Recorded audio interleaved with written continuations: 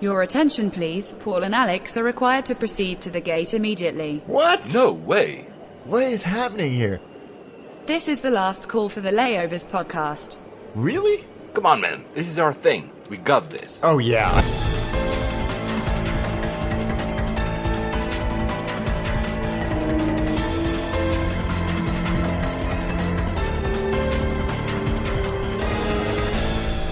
And we made it.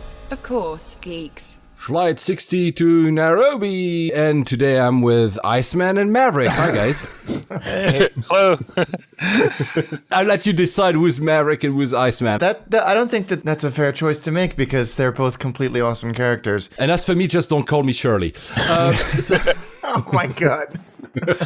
Hi, Mark. Welcome again. We're so happy to have you here again. Last time was for your book, Skyfaring, that we both enjoyed so much. We've been following you, obviously, because you've been writing in a lot of publications. I've seen articles of you in the New York Times, in The Guardian, etc., etc., etc. But we're having you today because you have another little book coming up. I do, yeah. I've got this new book coming out. It's called How to Land a Plane. And it's part of this series that's coming out in the UK called Little Ways to Live a Big Life. So there's 4 or 5 books in the series. You can learn how to play the piano or how to draw anything, how to count to infinity. And slightly easier than that last one is how to land a plane. We've both Paul and I have had the pleasure of reading this book, and it's a delightful book, but one I hope I never have to use, I suppose. Yeah, well, the title is it's kind of aspirational, I guess. It's kind of a fun way of framing, what the book is really about, which is how planes fly, how they're controlled and how they're landed. There's this great book I came across it's from 1938, actually, and it's by this guy named Nigel Tanguay. I think that's how you pronounce his name. And he was in the RAF, I believe, and he wrote a book in 1938 called Teach Yourself to Fly. And this book was actually, that was a time, in the years around then and afterwards, of course, where a lot of people were contemplating a career in service in the military, whether they wanted to or not. And that book was actually given out to a lot of people before they started their flight training.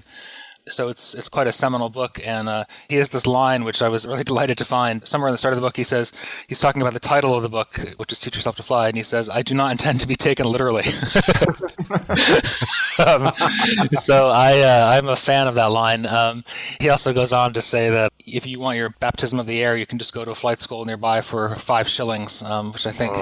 is not really the current price of a flight lesson, but again, he's talking about about how planes fly and how they're controlled, and I guess the title "How to Land a Plane" of my book is it's kind of a fun way of framing, putting a little bit of narrative and a little bit of imperative behind a topic that I hope a lot of air travelers will enjoy. That's absolutely how it feels as well. Paul, I think you've done some flight training, haven't you? And I certainly have done quite a lot of flight training, and the tomes that are thrust upon you when you're going for your private license are these dull, academic, almost exclusively books, but you've managed to distill essentially the same information into this wonderfully light, in a positive way, little book that just brings the whole thing to life without having to get into too much of the academia but without glossing over the science. That must have been quite a balancing act. If I may, before you answer, Mark, context for those who haven't read it, because this episode is released basically when the book is just being released.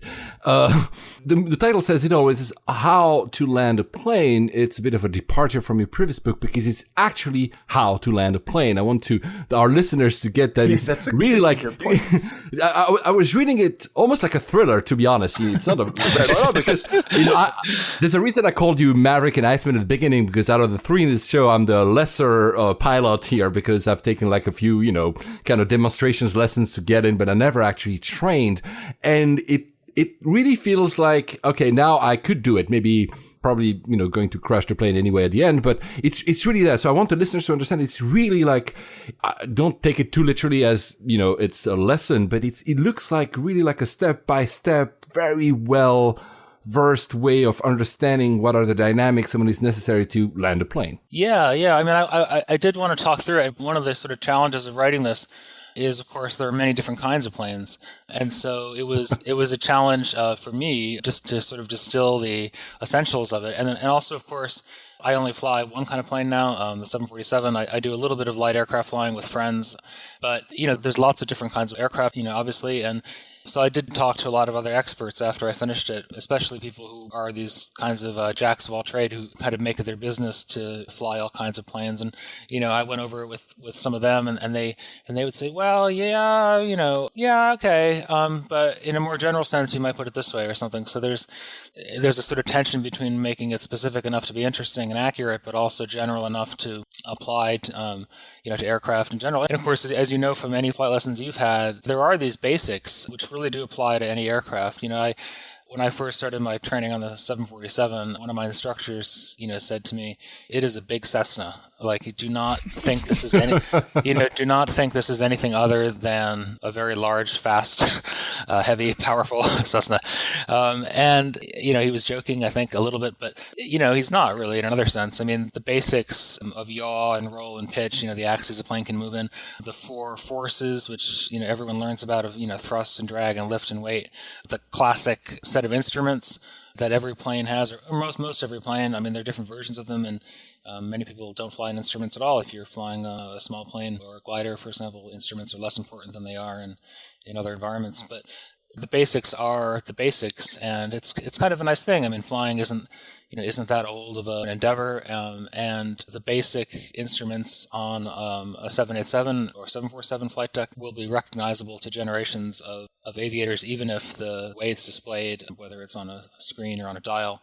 Those kind of more superficial questions change, obviously, but the basics are there, and I hope they're in the book as well. Yeah, I think that was one of the things that you captured so well was, physics is physics is physics, and that doesn't change no matter what. And there's a passage in the book that early on, which I think just captures this beautifully and reminds the reader from the very beginning, a plane is a plane, and whether it's a 400-ton Boeing or a like you said, a Cessna, that doesn't change. I'm wondering if we can ask you to read this passage that made me laugh out loud about how an airplane actually flies, because that's the question so many of us have on that we tend to push to the back of our minds when we step on board a plane. Sometimes my friends ask me how planes fly. What they usually mean is, how does a wing work? There are a couple different ways of explaining it, not all of which, frankly, are very satisfying or intuitive. And perhaps the best answer is the simplest one, and that was given long ago by Wolfgang Langewisch, one of history's greatest author aviators. In Stick and Rudder, first published in 1944, he wrote, "The wing keeps the airplane up by pushing the air down."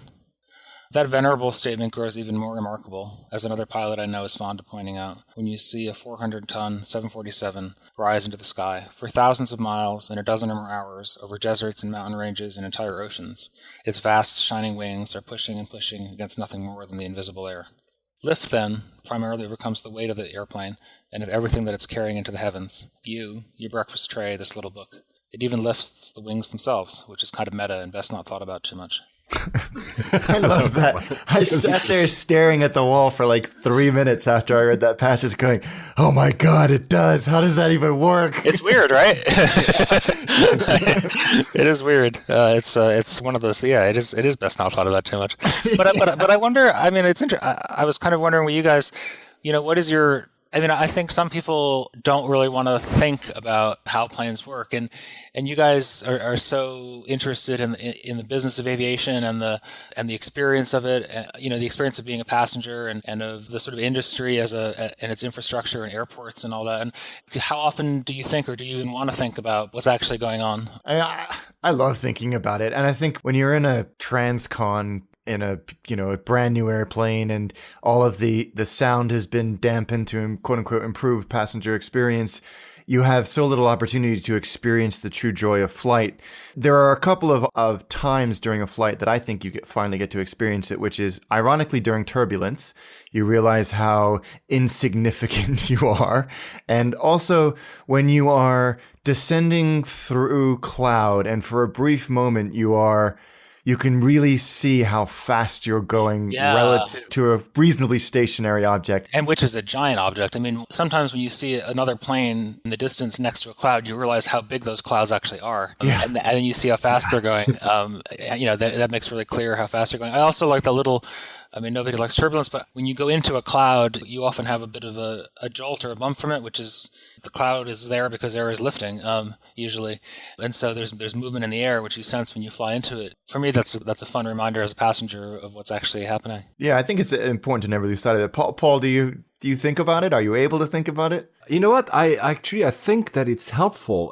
For the longest time when I was younger, I was always wondering why the change of regimes, for instance, in the plane. I agree that we tend to not hear them as much now with the newer planes that are more quieter, but it's one of the only experiences flying a plane when you don't see in the front. You see only on the sides. You have no control whatsoever and no idea what's coming up. Now you have some cameras, of course, that give you some hints, but I like to be explained. And I think that a lot of people, even though they think that they don't want to know, like we don't want to know how sausages make, this book is not, this book is more the logic of doing it, right? Of course, it reads like a thriller, as I said, because I was like, oh shit, I have the commands now. What am I supposed to do, right? And I've actually never landed a plane on my own. I've landed a plane always with Kareem Abdul-Jabbar, also known as Roger Murdoch, obviously.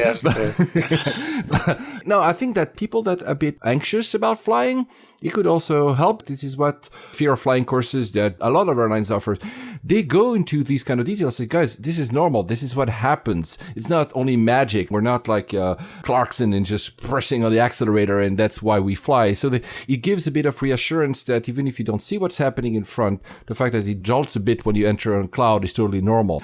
For that, I would encourage people to read it. One of the things that surprised me a little bit after Skyfaring came out was, maybe a half dozen readers got in touch with me and said that they were nervous flyers, they had a fear of flying, and that after reading Skyfaring, they felt better about flying. And that kind of surprised me because that was, that book is not at all, well, it's a little technical, I suppose, in some aspects, but it's more focused on the sort of experience of being a pilot. And that was kind of a nice surprise for me to get that reaction.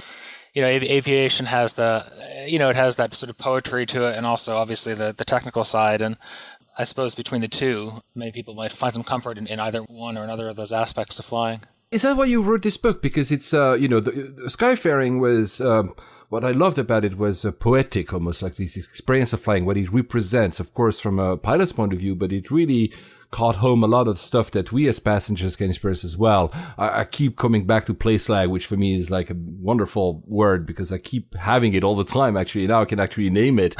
But the first thing, honestly, when I started reading it, it reminded me on an article you had written of, I don't know exactly when it was. I think it was on eon.co. It's the parlance of pilots. Was it was a bit of a bridge because it was still, emotional, which by the way, in that book there is as well, but it was going into like the more details of what you see in front of you as the cockpit. Is that why you wrote this book? What was the trigger that made you say, hey, you know what? I'm going to write a book about how to land a plane. I guess, in Skyfaring, there wasn't a lot of sort of technical description. And maybe I wanted to appeal also to, to future pilots. I was on a flight recently and I can't remember where I was, which is a common situation for me.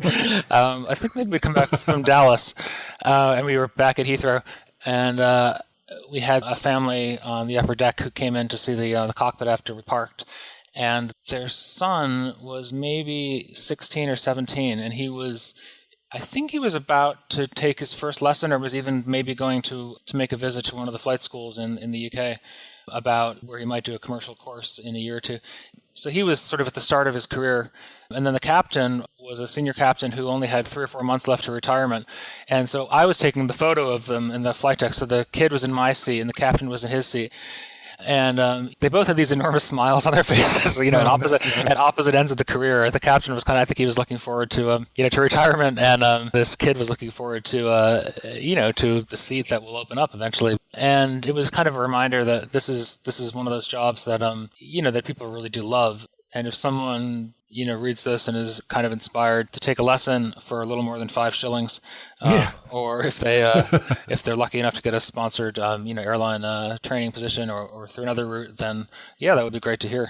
That's again, just kind of reiterating what Paul said, that Skyfaring managed to capture the magic. And it really is, as far as I'm concerned, there's no physics involved. This is pure witchcraft and wizardry that keeps an airplane in the sky, no matter what anybody says. But it is this magic, like, you sit on an airplane, you look around and people are, watching their iPads or reading the paper, and you just kind of want to go, guys, we're flipping flying. Can we not just take a moment and appreciate this? We are flying in the sky at 600 miles an hour. Just take a breath and just realize that. And I think that was what was so captivating about Skyfaring. And, with the new book, How to Land a Plane, I think understanding the procedure and process behind that magic is really rather captivating as well. And also, in a way, as you say, reassuring, knowing that the deviations are so microscopic as to be, almost bizarre, that everything is so regulated and normalized that it's, it's incredibly reassuring to read that type of detail alongside the poetry and magic of Skyfaring. So they seem to be very complementary books. Well, one thing I really wanted to include in this, which I think isn't all that well appreciated, is, there's the landing, of course, at the end of an approach, but, an approach itself is an incredibly regimented process. And, the idea that there is this path coming out of the runway going up at a certain angle into the sky, and that every plane gets onto that path, and that that path can be a radio beam, or it can be something that's programmed in the flight computers, but there is this very shallow descending slope in the sky that a plane gets on long before it nears the runway. That's something you can see that so clearly when you're in West London and you see the planes descending. They're all in the same place. They're all at the same height. Like, it's a very structured. It obviously doesn't look it because it just looks like clouds. But but it's a very structured environment, and I think that's that's something that maybe isn't as appreciated as it should be. But I was wondering, when I was offered, when the editor suggested I write a book about flying, she said, it would be just fun to have a slightly more technical book about flying. And she said, do you want to do takeoffs or landings? And I actually had a big debate about it in my head. And eventually I settled on landings. But I think, it's kind of like the Beatles versus the Stones. What do you guys have a strong preference for one experience over the other as passengers? Or? Oh, wow. That's hard to say, actually. They're both... There's something, and I think you mentioned in the book, there's something quite almost liberating in the takeoff, because suddenly you have this sense of massive power and you're getting there and then you fly. There's something, I don't know, again, use the term liberating in it, so I would say that I prefer, and it's not technical or anything, I prefer the departure because I'm about to fly. Whereas when I'm about to land, I'm like, wow, this is going to be the end. When is going to be my next flight? So, yeah. I'm less, because I'm more maybe emotional about flying, is like when we take off, is like, wow, here we go again. Again, this magic happens and I'm going to be in the skies in a minute and I'm going to see, and there's probably as well the feeling of being, strapped to your seat because of the massive power, especially if you are, I don't know, in the 757, with that kick when they stop. So there. Alex, do you have a preference yourself? So I just got back from my father's house yesterday, and he's spent 45 years of his life in the airline world, and we spent a long time discussing this question. And I think that the way that I landed was as a passenger, I much prefer takeoff for exactly the reasons that Paul mentioned. Just the feeling of raw power, getting pushed back in your seat, defying the laws of gravity. All of that stuff is just wonderful. In my, microscopically limited career as a recreational pilot, I love landings because it's technically challenging. And so you're really having to concentrate. You're really having to work hard to get the little, tiny Cessna on the ground. And I love them both, but I think as a passenger, it's got to be the takeoffs every time. And in fact, I'm almost sad when we land because the journey's come to an end. Well, what about you, Mark? Because you fly also as a passenger. Is your experience as a passenger different from the experience as a pilot? Obviously, but especially besides, liking more one or the other, has your view on that changed since you've become a pilot? Well, it's interesting. I love takeoffs. As you say, that there's just that acceleration, and also it's the start of a journey. And beginnings tend to be more exciting than endings in general. But there's something about landings that there's like a subtlety to landings, or as a passenger, I mean, and the pace is different. Like, you spend more time close to the ground on landing. On takeoff you climb up essentially as fast as the airplane and air traffic allow you to, because there's just more air. I guess that's the simplest way to put it. It's an unconstrained environment aside from the other aircraft, of course. So you climb as fast as you can, whereas when you're going towards the ground, that's obviously a much more constrained and restrained maneuver. And because of that, you spend more time near the ground.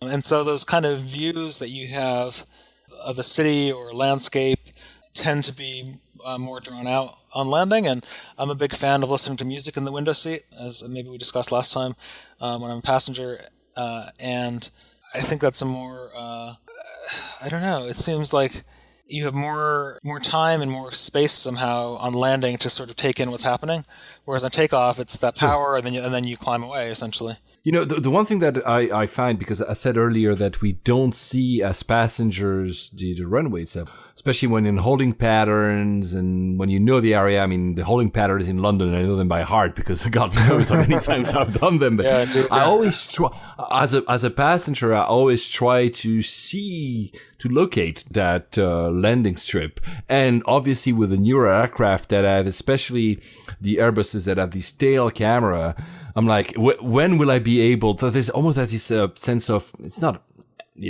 anxious, but you're like, where's the runway? I mean, you guys already know when you're in the front, but I'm like, when gonna be able to actually see it? And with the increase of, HD cameras, you're like, oh, there you go. I got it. There it is. That's a runway. That's a runway. And there's something also kind of cool about landing. I try to make it like this. So to be honest, I don't listen to music when I land because I'm too busy trying to film and look at the cameras and find a runway. Yeah, I can see that. I've never actually flown on a plane as a passenger that had one of those cameras, but the editor of the book was reading the first draft of the book while she was going on holiday somewhere, and that plane did have those cameras, and she saw one of the sets of lights that I talk about in the book. I don't know if you guys have ever seen them, the PAPIs, which are these precision approach path indicators, which are these red and white sets of lights to the side of the runway.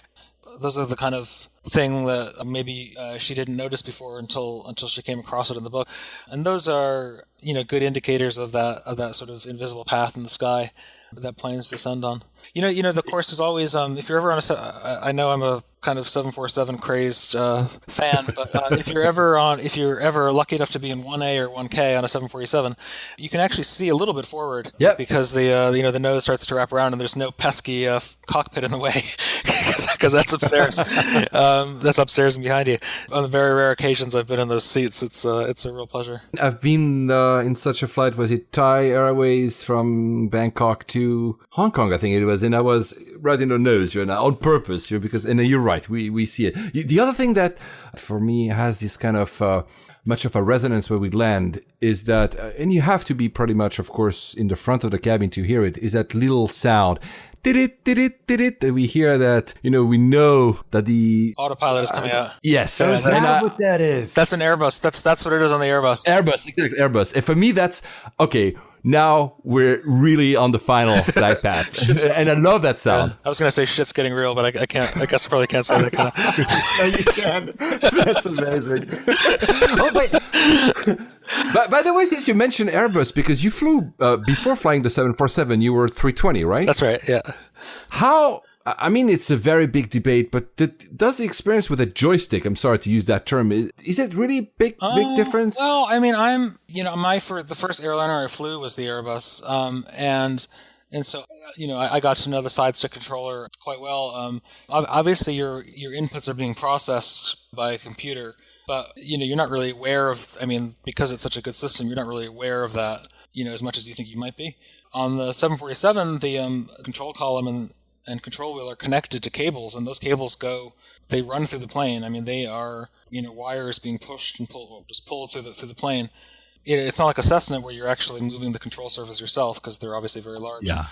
So what you're moving are hydraulics controls, but there is a sense of being in touch with what's happening, which is something that is different on a 747 to most modern aircraft. And my understanding is that, I'm pretty sure this is the case, that newer Boeings, like the 787 and 777 control wheel and control column, are not connected by cables in the same way as they are on a 747. I could be wrong about that, but that's my understanding.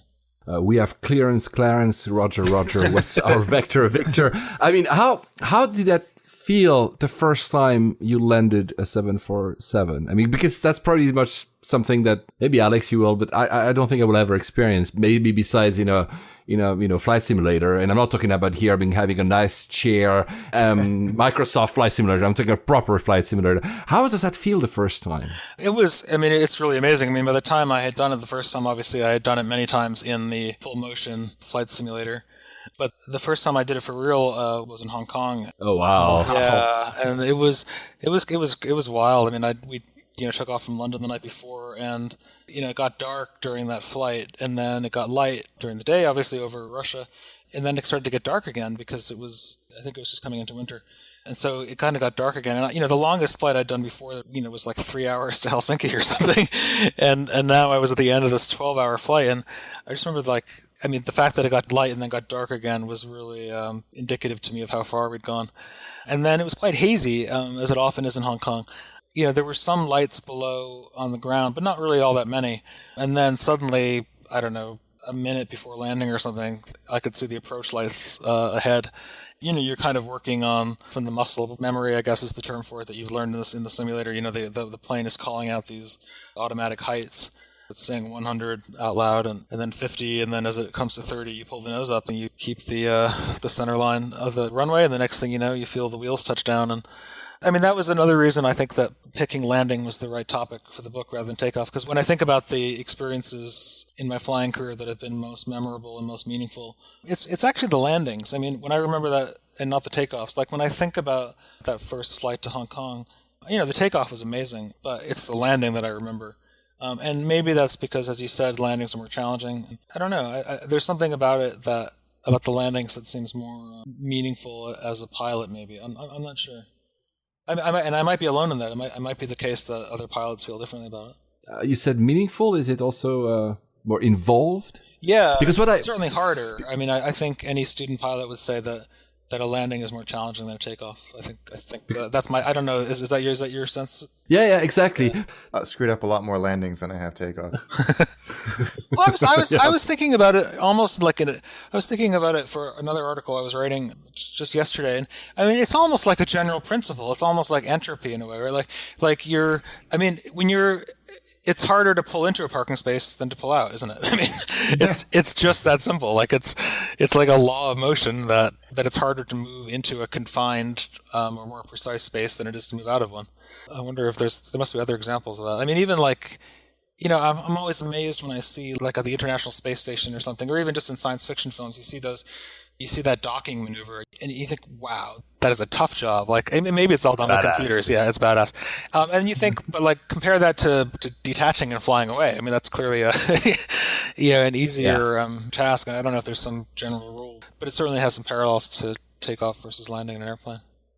And what I liked about it is that we live in a world more and more automated. And of course, a lot of people, we know that modern aircraft have a lot of automation, obviously, but and with this book, it also reminds you about the importance of the pilot. Yeah. And one of the things is about automatic landings, for example, which maybe isn't widely appreciated, is that they're actually more work than a manual landing. Really? Yeah. I mean, you've got the procedures involved in setting up the aircraft for an automatic landing are, reasonably laborious, and any pilot I know would much rather land it themselves than go through that process. That those systems are obviously very useful if it's foggy, but my sense is that when you're coming into London or Cape Town or something, and you get the weather report and the visibility is poor enough that you can't land it manually, most people are disappointed. I think about that.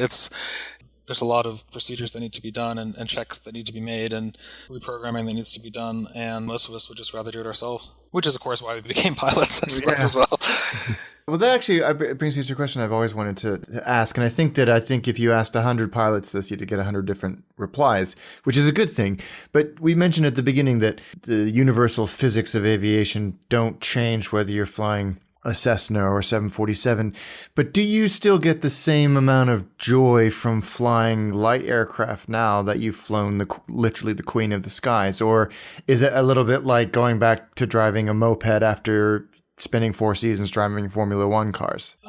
That's a good question. I mean, I think I'm like you guys. I'm an airliner buff, through and through. Like when I was a kid, even among the set of kids who were obsessed with airplanes, I mean, I was really, really into airliners, and I was always so irritated because I go to the toy shop, Toys R Us or whatever, and the model airplanes they had were mostly military. Yeah. My son hates that. Yeah, which makes sense because those planes are faster and they're sleeker and they're weapons and they're powerful and they're cool, and I can see why they appeal especially to kids. But I was always like, where's the Saudi Arabian Airlines L1011 model? And where's the Pan Am Classic 747? So my passion is really for airliners, and when I have flown a small plane, it's a really interesting experience because I don't do it all that often. And I think the thing I notice the most is how much more buffeted you are by the air. It feels like you're kind of surfing in a way, whereas on a 747, just because it has so much physical momentum, it doesn't react to disturbances in the air in the same way. There's very little that requires major corrections. Whereas in a small plane, it feels like a much more volatile environment. Of course, the other massive difference is the landing. I mean, you're so much higher up in a 747 that the runway is, in a small plane you could flare multiple times and maybe even do a go around in the altitude that a 747 uses. Just for this sort of standard flare. The difference in visual perspective is very dramatic, and I think friends of mine who fly small planes have to remember that when the runway looks like it does in a 747, they're still a lot farther above the ground than they would be in a 747, or the wheels of a 747, of course, which are so much farther below you when you're in the flight deck. Yeah, I can imagine. We should get you guys into the simulator sometime. Have you been in a full motion simulator? Or? I went in a Cathay 777 one when I was 17 and haven't done since. So yeah, that would be a lot of fun. Oh yeah, we should. Yeah, that would be really fun. I'm sure it beats having a chair in your bedroom trying to simulate that on Flight Simulator. You had recently an ex-RAF person that you took on a Flight Simulator, right? Yeah. So one of the people who helped me fact check Skyfaring, but also this little book, is a retired captain for BA. He's a really nice guy, and he's given me a lot of help with all sorts of writing projects over the years. And took him into the Flight Simulator not long ago as a way to thank him. And he brought a friend of his who is in his, I believe, in his early to mid-90s, certainly in his 90s. Wow. And had been in the RAF and had a distinguished career, but hadn't flown much at all in the last decades. And he got in the flight deck of the 747, and it was one of the most humbling experiences I've ever had because he just knew what to do. He was one of these guys who could fly. Basically, I think you could have put him in anything and he would have gotten it on the ground. Wow. Yeah, it was pretty amazing. He kind of, and there's some instruments that he hadn't seen before. There's an instrument called the vertical speed indicator, which basically says how quickly you're climbing or descending, and he hadn't seen a digital version of that before. In fact, I don't think he'd seen a digital version of any of the instruments. Some of them were obvious, what they are, the artificial horizon. The vertical speed one was the only one I had to explain to him, but I think he thought it was. I think he thought it was for. Real pilots don't need that one. I don't know. He looked at it as if with a little bit of disdain, and he did just an amazing job. I was really, he'd never flown a 747 before. I think never an airliner before, and he brought it in for a perfectly as nice a touchdown as I've ever done. And I was like, wow. Yeah. It's just a heartening. It was just one of those. It was just a very heartening thing to watch, and I hope it was fun for them too.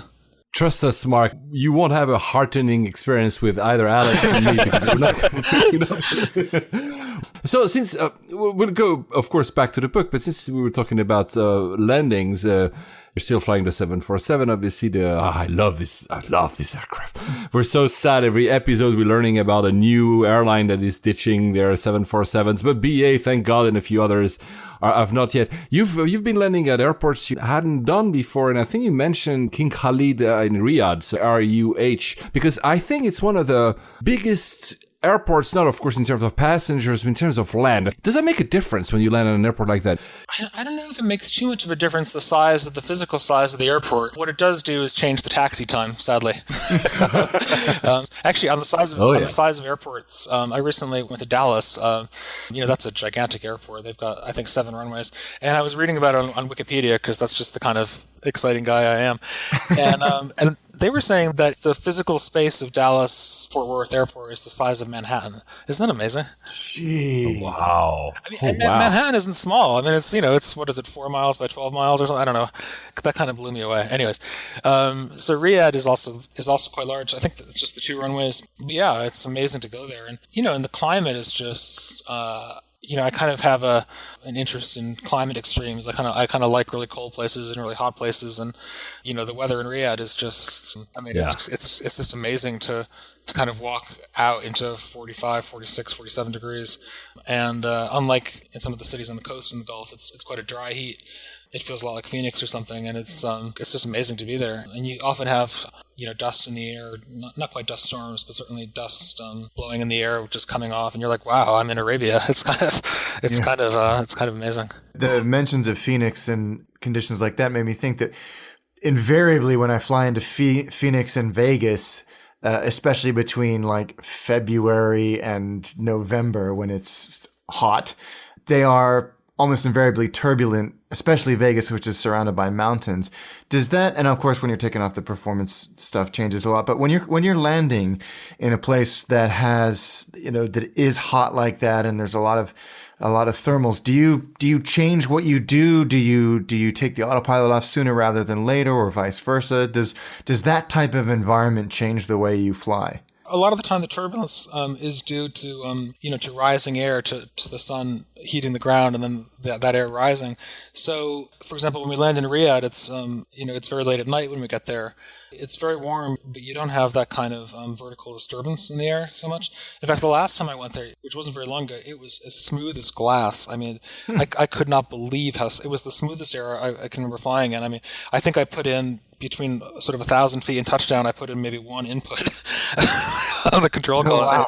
It was just, it was really remarkable. I mean, places like Phoenix and Las Vegas, that you do have that turbulence when the sun is out, especially. It's something you know about in advance and something you're sort of ready for. But it doesn't, and as you say, the heat changes things about the way you fly. But that turbulence is just something you kind of know to expect. I actually did my visual flight training in small planes in Phoenix. We were there in the winter.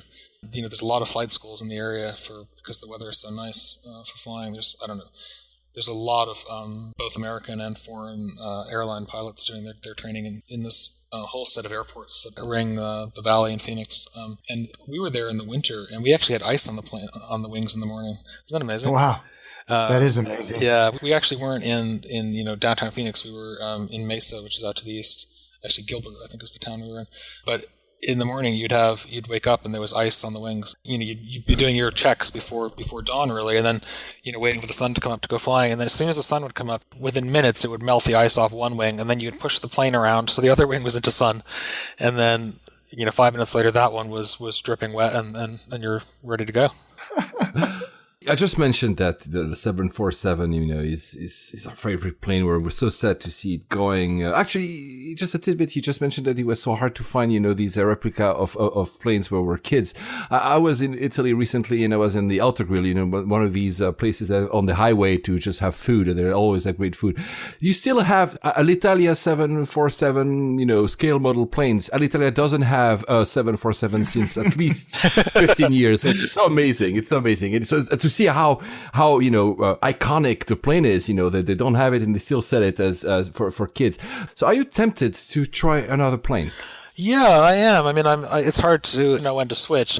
The process of switching depends on the airline, and it depends for us at BA. It depends on there being vacancies and the training plan. But I'm at the point where I probably could switch. And this December is 10 years on the 747 for me. Wow. Yeah, and I'm contemplating the 787. I mean, I think it's a beautiful airplane. It also, when I first started flying long haul, I'd been flying short haul for years, so I kind of knew every major city in Europe quite well.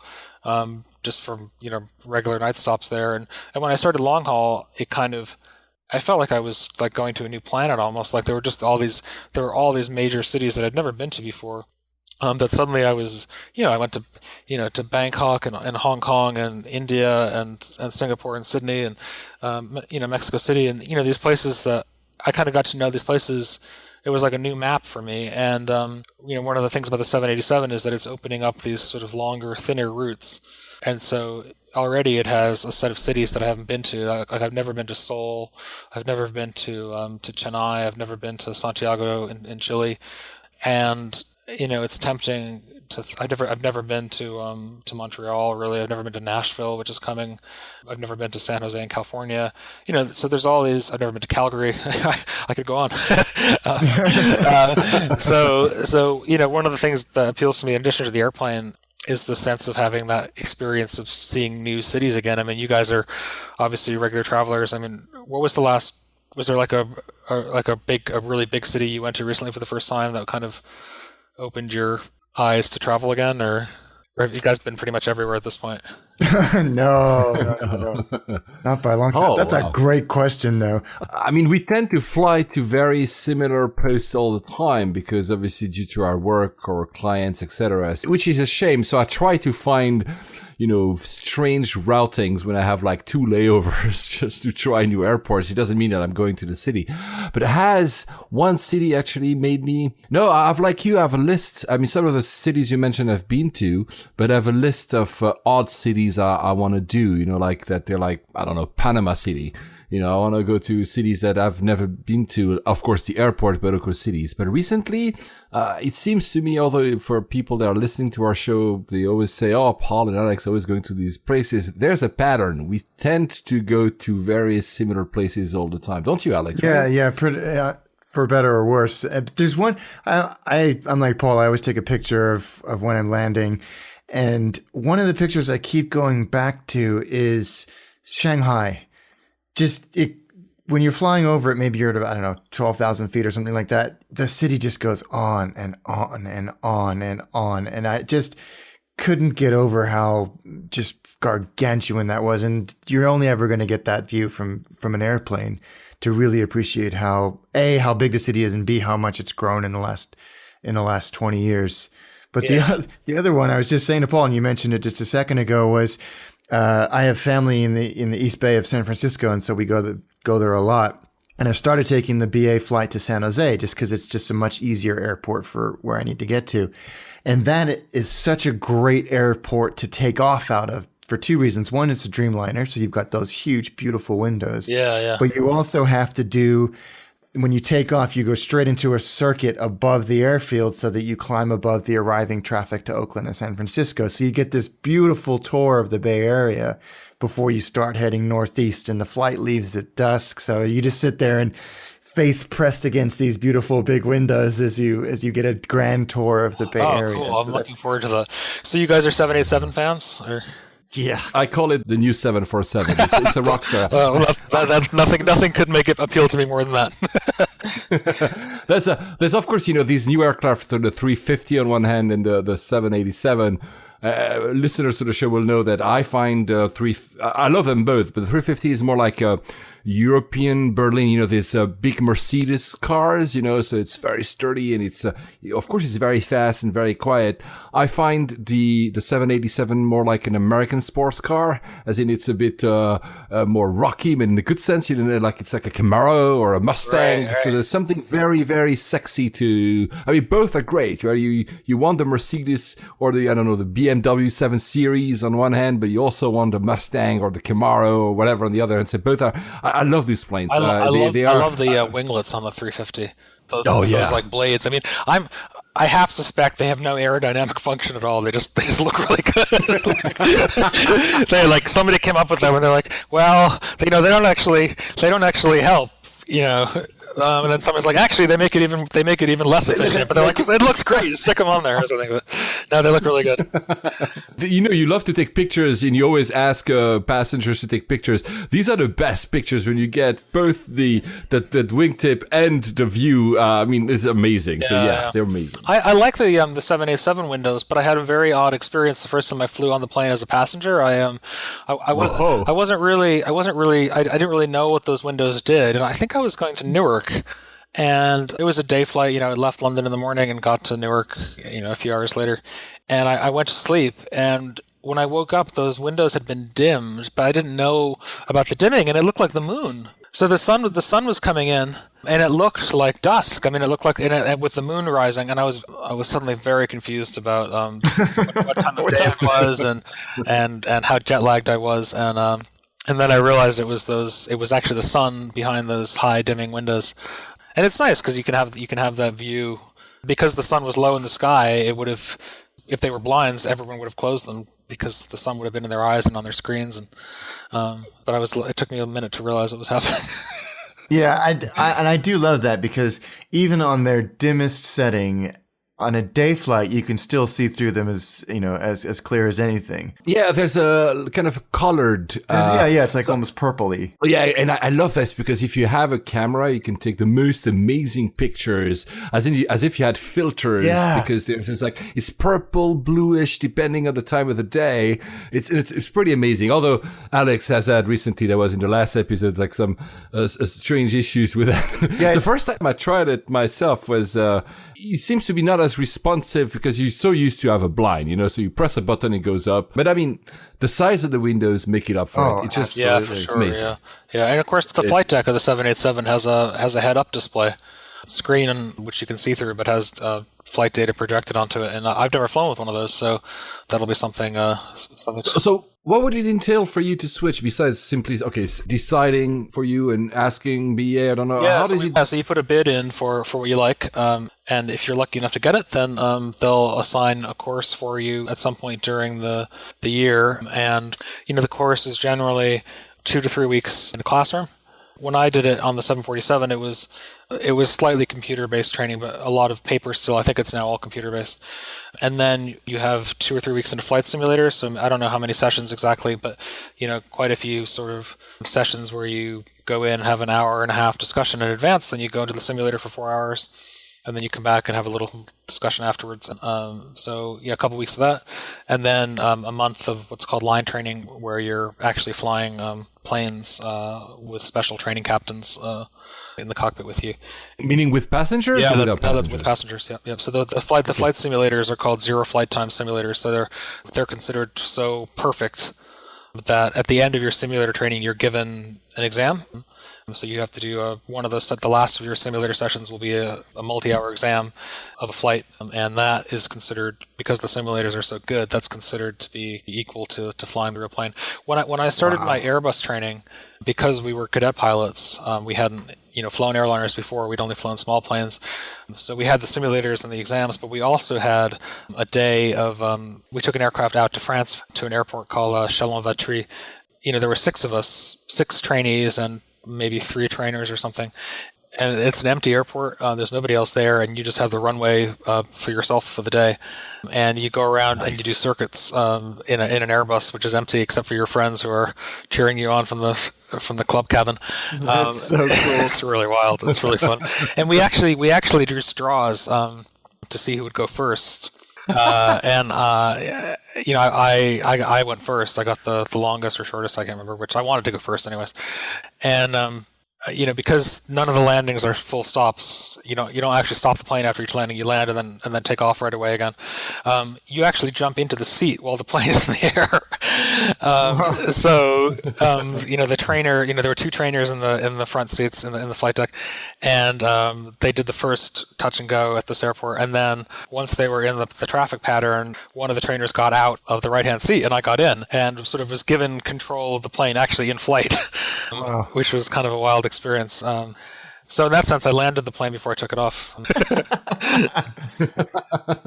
Wow. We're going to close the show soon because we know that you have pilot duties to attend to at some point as well. That's right. Yeah. There's a reason, guys, who's listening that I've made some little airplane quotes during the show. I mean, if you have never seen the movie, I don't know why you're listening to this podcast, by the way, guys. There's a big miss in your life. You actually called one of your chapters, the famous Dr. Rumack. I just want to tell you both good luck, and we're all counting on you. That's it. So I never realized, is that really a movie that is like maybe not revered, but much appreciated amongst pilots? I think revered is a perfectly apt word for how pilots feel about that film. Oh, wow. Yeah, it's classic. And I mean, people often make jokes about it, and not just me. I mean, people often make a little joke on the flight deck, which is a reference to that film. I think we all pretty much know it by heart. I mean, it actually gets funnier as the years go on. I mean, it's sort of less politically correct as the years go on, but it's it is just a classic. And this is awful of me, but I actually never saw the films it's parodying. Is it Airport? Oh yeah, Airport were the first movie. Yeah, so I've never seen those, so I've only seen the parody. But I should probably go back to I should probably watch the original at some point. Well, you know what? There's 4, I think, and the more it goes, the more they feel like a parody. I think at some point there's one where the 747 is underwater and they survive, and there's another one where there's a Concorde with Alain Delon. It doesn't make any sense. Keep watching Airplane. It's just better.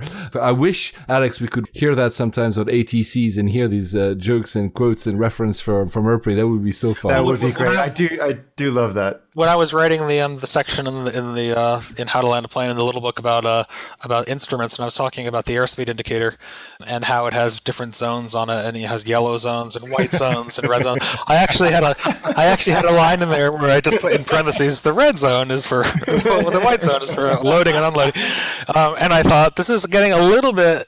I actually took it out because I thought it was getting a little bit into the weeds. Like if you didn't know the film, most of the other references you would skip over, but that one you would really puzzle over if you hadn't seen the film, or you might just think it was annoying if you didn't like the film. So I took it out. Maybe let's talk about, because we called the name of the show Nairobi because there's a reason for that. It was not only because we wanted to go with an airport. Have you been to Nairobi, Alex? No, the airport? no, I haven't. Me neither. But there's a reason. I mean, we might not go to our usual description of the airport, but there's a reason for you to talk about this airport because I think it was one of the decisions about you being a pilot was made there. Yeah, I mean, I was in grad school way back when, and I went to Kenya to do some research. I was doing a PhD, which I really wasn't that passionate about, certainly not compared to my interest in airplanes. And it was while I was, there in Nairobi that I thought, you know what, I don't know what I was, 24, 25, I've always wanted to become a pilot. I should just, you only live once, like let's you might as well give it a go. You can always figure out something else to do. And so I left my research there, and I was supposed to be there for a year. I only ended up staying 6 or 7 weeks. Oh, wow. And and then I came back to the UK, and actually I was flying when I came back I flew on Gulf Air, I think. So I changed planes in Abu Dhabi, I think. And then on the way back I went up to the flight deck. I changed in Bahrain, I guess. But I think it also stopped in the UAE for some reason. I remember a very short stop, like a 40-minute stop somewhere. Maybe it was just a cabotage. Maybe they were just picking up passengers. Yeah, maybe. Yeah. And then on the way back from after changing planes in the Gulf, I went up to the flight deck, which you could do in those days, and I was chatting with the co-pilot. We were over Istanbul and could see the whole city. And I talked about this a little bit in Skyfaring, I think. And just this, that co-pilot wasn't much older than me. I mean, I think he was in his mid-20s. And I thought, let's just give it a go. But Nairobi's, it is an amazing place for other reasons. I mean, I'm a big fan of Isaac Dinesen, who wrote Out of Africa, and she lived there. Obviously, in her farm, you can go visit her farm today. It's a nice museum, and also in Nairobi is a national park in the city. So on my last trip there, so I hadn't been there for decades until last October, when I finally went back there as a pilot. So it was kind of wild. So you did. That was my next question. So you did actually land there as a pilot. Yeah. Now. So last October, I went back there nearly not quite 20 years after I'd last been there. It was just a really nice feeling to kind of go back and to return as a pilot to the place where I made that decision. And when I was there 20 years ago, internet access was kind of hard to come by then, and so I went to the hotel that the BA crew stayed at to get internet access to check my email and stuff. And I remember seeing these crews coming in off the flight from London and thinking like, oh wow, they just flew here, like that's their job, like wow. And so to come back as such a crew member was a really really nice experience. I mean, what else could you ask for, really? It was literally life changing. Yeah, literally life changing. But if you ever go to Nairobi, I recommend Isaac Denison's house, Karen Blixen's house, and also the national park. On my last trip there, maybe 15 or 16 of the crew, we all went out for this day safari there. And I mean, you see basically everything. I mean, we saw lions and zebras and hippopotamuses and water buffalo and wildebeest and in the distance at the skyscrapers of downtown Nairobi. So it's quite a city. You guys were mentioning before, and since we're on recommending places, if you've never been, and I'm not sure that the Dreamliner will ever fly there, is the second airport of Rio de Janeiro, so not Galeão, but Santos Dumont. Oh, wow. It's a SDU. This is also as a passenger, but probably as a pilot, this must be one of the best landings ever because it's an airport in the city as compared to the other, which is outside, and the views are absolutely stunning. Really, Mark, if you can find a way to land there ever in the rest of your career, you should try. Well, so I've been to Rio a few times, and one of the this will out geek even you guys, but I was when I went up the Sugarloaf last time I was there, you can actually look down on that airport. Oh wow! Yeah, exactly. And rather than look at the city. And the bay and the beaches, and I was just looking down at the airport thinking, oh wow, I can look down on an airport.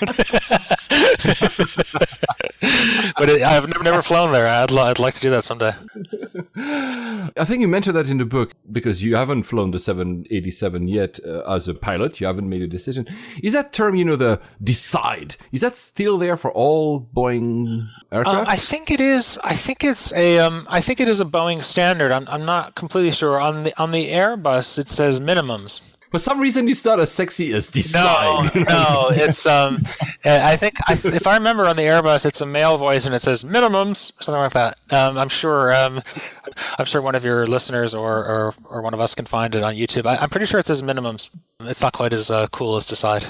Yeah, I love that decide. But I'm not sure that if I were to have a Cessna, somebody will tell me decide now. But I really have because that was really also what you wrote. And again, I'm quoting back from you, Ian, the parlance of pilots, when you basically said that this could be a decision-making tool that could be deployed in meeting rooms around the world. I was like, yes, for crying out loud, make a decision. Let's get out of that meeting now. I thought I would love to have this voice recorded and just like having an app, a press button. It could be an app. It could be an app you could sell for like £1, and its only function could be to say that when you press.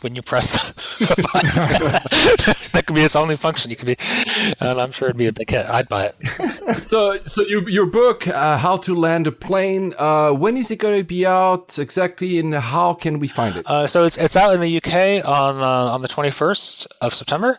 If you're in the UK, obviously there's it'll be in any bookshop. If you're outside the UK, I think you'll need to go to Amazon.co.uk to find it. Possibly one of the other UK retailers like Waterstones, maybe they can ship overseas as well. I know Amazon UK can. And if anyone has a chance to come across it, I hope they'll enjoy it, and that I'll see them on board, and I'll see you guys on board sometime soon, I hope. Fantastic. Yeah, every time I'm on a 747, I always pay close attention when the flight deck crew are introducing themselves, and it hasn't happened yet, but it will, because we travel a lot, and there's not that many 747s left in the No. Well, how many are there? There's like, what, 45? I think it's in the mid-30s now. Yeah. I'm starting to get panic attacks. But they're still coming off the line. I mean, I think there's still 747-8s. Maybe they're nearing the end of the passenger ones. But there's certainly UPS. Is it UPS? Some of the cargo airlines have ordered some. I think the next Air Force Ones will be Dash 8s. Yeah. So there's some life in it yet, I think. Because I don't want to see it. It's so iconic. Are you guys watching Game of Thrones? Yeah. There was an interview in the New York Times with I believe one of the producers of the show, and he was talking about the dragons, and he was saying like, well, you have to get used to the idea of a lizard the size of a 747. He didn't say Boeing. He didn't say it was an airplane. He just said 747, and that was something that he in 2017 he could expect his audience to understand. As a cultural icon, it's certainly not going anywhere. And to cap it off, do you still ask for people to send you pictures from the windows? Yeah, that's for sure. Yeah. If anyone has photos they take from the window seat, I'd love to see them. There's a gallery at my website, which is skyfaring.com. I'm always happy to get an email, and people usually enclose some details about the flight, which is as fun to read as the pictures are to look at. Do not look forward for when I'm going to start doing that, because you will receive about 10,000 pictures in one go.